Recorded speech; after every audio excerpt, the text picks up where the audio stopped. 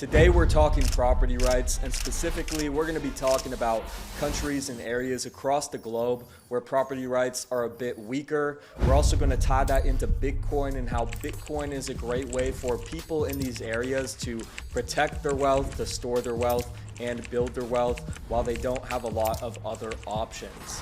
Before we do get into it, please make sure to like the video and also subscribe to the YouTube. Really appreciate your support. I'm also going to put a QR code down below for a Bitcoin tip. So if you want to support the channel, feel free to leave me a little tip. Now let's get into it. Where in the world do we typically see weaker property rights? For one, we see weaker property rights in developing countries. Countries with weaker judicial systems and with countries that are just kind of trying to figure it out and build a positive societal structure but aren't quite there yet. We can think about places like Haiti or Myanmar. We can also look at authoritarian regimes, places where the people in power kind of have all of the power, where it's not very democratic. We can look at a place like North Korea, where basically the people in power are able to do whatever they want. So it's difficult to basically build wealth and acquire property, because if the people in power or the person in power want to take that property, they can do that, right? Nothing's really stopping them. We can also look at corrupt countries, countries where people in power are taking advantage of the rules. We can think about places like Zimbabwe and Somalia, where these people in power, these politicians, these officials will often confiscate property and not really pay people for what it's worth, right? The judicial system is not very just, not very fair, so it's difficult for these people who have their property taken from them to get it back or to be properly compensated. And then we can also think about conflict zones, places where there's war going on, where we see the societal structure breaking down, where people have just stopped playing by the rules and people are willing to take whatever, right? If you're in a war zone, nothing's really yours unless you can protect it. So in a place like Syria, where they've had an ongoing civil war since 2011, it's very difficult for people to hold on to their valuable land or their valuable assets, because you just have different groups coming in and taking what they want. Now let's talk about some of the different ways that property is confiscated in areas with weaker property rights. The main way that we see property confiscated is with eminent domain or nationalization. This is where the government basically comes in and takes private property for public use, for public interest. Now, they will often advertise it this way, saying, hey, we're going to take this private property, this land, and we are going to use it to benefit the whole community. But in areas where there is a high level of corruption, we often see governments take advantage of this eminent domain or this nationalization. They'll advertise it as a way to benefit everyone, but really they'll be taking the private property to kind of benefit those in power, to benefit themselves. So we often see that in these corrupt countries or in these places with weaker property rights, the government will come in and seize private businesses and take a majority stake in those businesses, try to influence those businesses, and basically make them a government entity.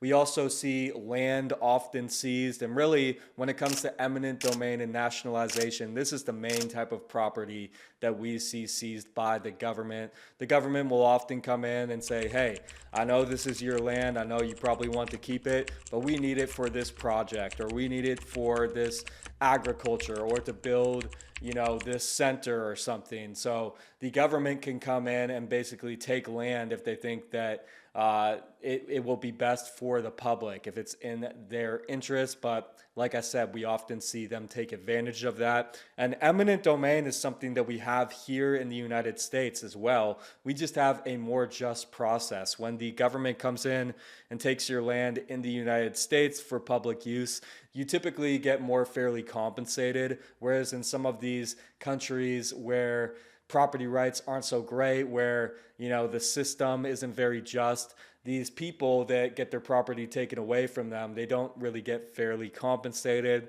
And when we think about land, land is a very valuable asset, right? Land has scarcity, utility. It's a way for people to have shelter. So really, this is the main asset or the main type of property that we see seized by the government.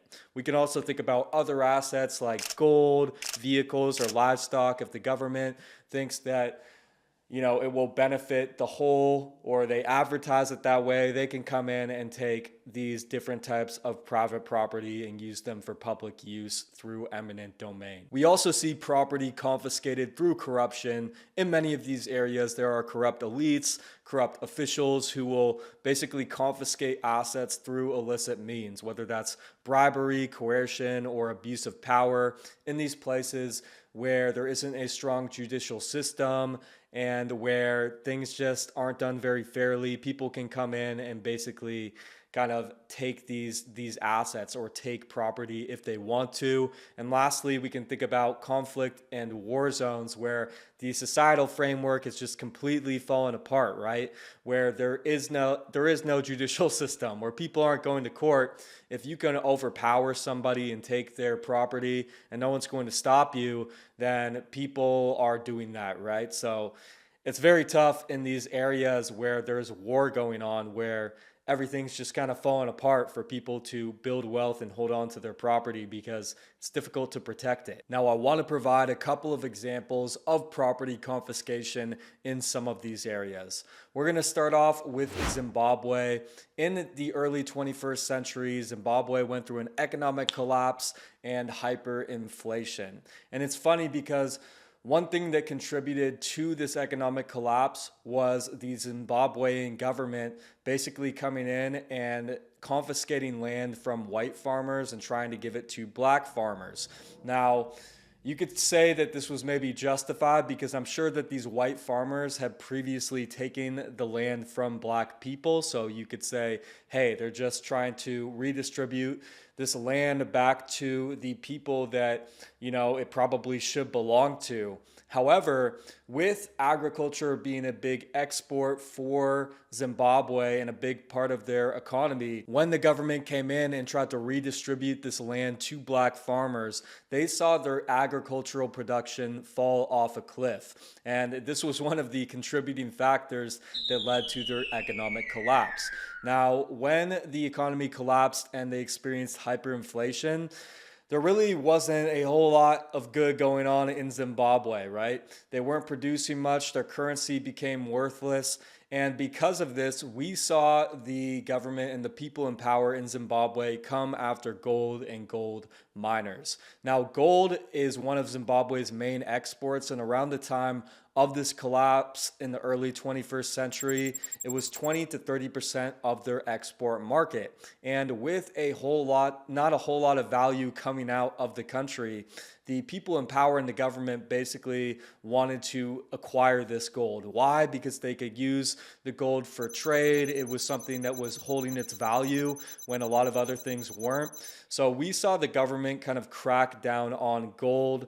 We had the Gold Trade Act, which was implemented, which required gold producers to sell their gold to fidelity printers and refiners, which is a subsidiary of the Reserve Bank of Zimbabwe. And basically, the Zimbabwe's government required these gold miners to sell the gold to them at a price that was far below the market price. So rather than exporting the gold and getting paid a fair price, they wanted these gold miners and these people with gold to sell to the government at a much lower price. Now, obviously, the people in Zimbabwe and these gold miners were not very happy about that, right? They didn't want to sell to the government for a lower price. They wanted to get the full price. They wanted to get as much money as they could for this gold. So we saw a lot of these gold miners try to evade this Gold Trade Act, and we saw the government crack down. They come into these places where people were mining gold and confiscate the gold if they weren't following the regulations. And it seems like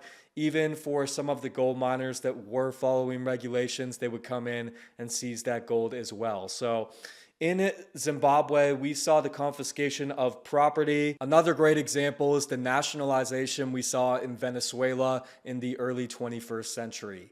In 1999, we saw President Hugo Chavez take office, and he looked to nationalize the oil industry, which at the time was a giant. Now, Oil is still one of Venezuela's main exports, but around this time, around the 2000 year mark, this was the export for Venezuela. And these people that were in the oil industry, these foreign companies and these elites, had a lot of control. They controlled most of the wealth in the country. And this nationalization was kind of advertised as a way to redistribute wealth among the population. So what we saw in 2001 is President Hugo Chavez came up with the 2001 hydrocarbons law, which required majority state ownership in oil projects. So basically the government took control of all these private oil businesses and said, hey, we're kind of in control here now. These are now for public use. And when they did this, they pushed a lot of these foreign oil firms out of the country. Firms like ExxonMobil, ConocoPhillips, and others. When we saw the government try to take over the oil industry in Venezuela, we saw the oil industry tank. We saw oil production fall significantly. The oil production dropped from 3.5 million barrels per day in the late 1990s to 2.5 million barrels per day by 2010. So when the government came in and took control of these companies, and they pushed also a lot of these companies out, they didn't manage the resources well. They tried to redistribute the wealth to other parts of the economy rather than putting it back into the oil industry, which was really the main industry. And this led to a fall off. Now, the oil industry is not the only sector that the Venezuelan government looked to nationalize. They nationalized many different businesses and sectors across their economy. They nationalized agricultural businesses, cement businesses, steel businesses, and electrical businesses, and more. We saw over 1,000 companies seized by 2011 in Venezuela and basically taken over by the government. And this was not good, right? The government did not do a good job of running these different businesses. They clearly did not do as good of a job as the free market had done, and this led to an economic decline for the country. So really, this is a great example of why the government doing too much never works, right? When the government comes in and tries to take control of these businesses and redistribute the wealth themselves, they typically just end up messing things up. And we saw that here in this example. And for all these people that had these businesses, right, that had built this wealth in Venezuela, they saw their businesses controlled and taken over by the government. So this is just an example of, some property that you might think is yours until the government comes in and says, hey, we want a piece of this pie, or we want to take your company for public use. Let's talk about Bitcoin, because Bitcoin is a new type of property, and it's proving to be a solution to this property confiscation problem that we see in some of these areas around the world with weaker property rights. In these areas where it's difficult to hold on to your land or your business or your other assets like your gold or your livestock, Bitcoin is an asset that is easier to protect, and it's a good way for people to store their wealth and really build their wealth and not get their wealth confiscated. Why? Well, for one, Bitcoin is digital, which means that it's not physical, right? It's difficult for the government or the people in power to see, and it's difficult for them to know that you have it. There is an anonymous aspect to Bitcoin. Unless they can associate an address with your identity, you can basically hide your Bitcoin on a little cold wallet or on a device or somewhere, and they can't really know that you have it.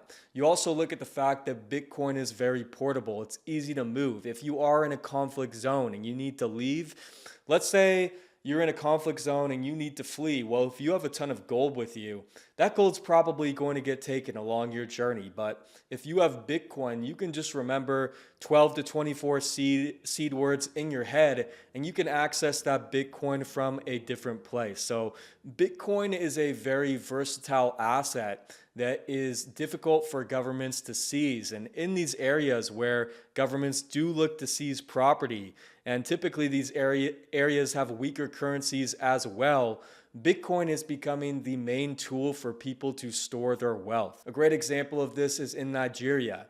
In Nigeria, there is a weaker local currency in the naira, and people don't want to store their wealth there. There's also a large unbanked population, and for these people that don't have access to the banking system, they need an asset that they can store their wealth in.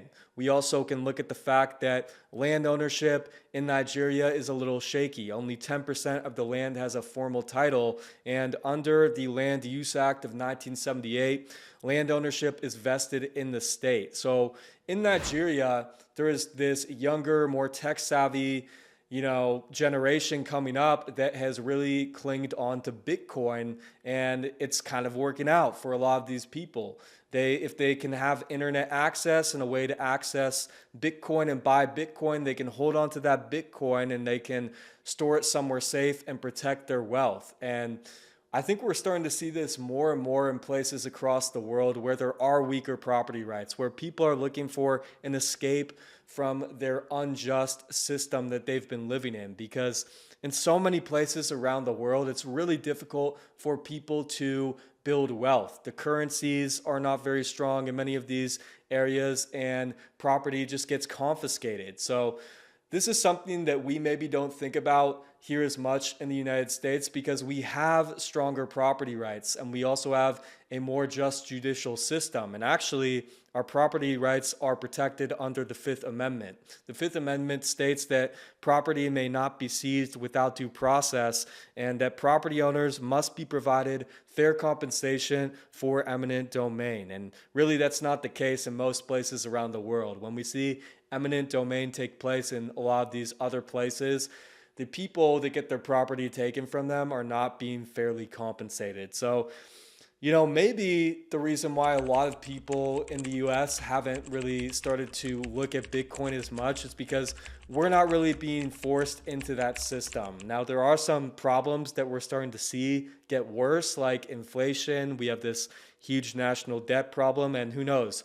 I'm sure that as our traditional system weakens, more people will start to look towards Bitcoin. But in many areas around the world where they're already experiencing some pretty big problems and weaker property rights, it makes sense that these people are really starting to look to Bitcoin because it is a different type of property that's easy to protect, that's difficult to confiscate, and that is a very useful tool for people around the world that need a tool for them to store their wealth and build their wealth. That's going to wrap it up for this video. If you didn't like and subscribe, please make sure to do that now. Really appreciate your support. Thanks for watching. I'll be back soon.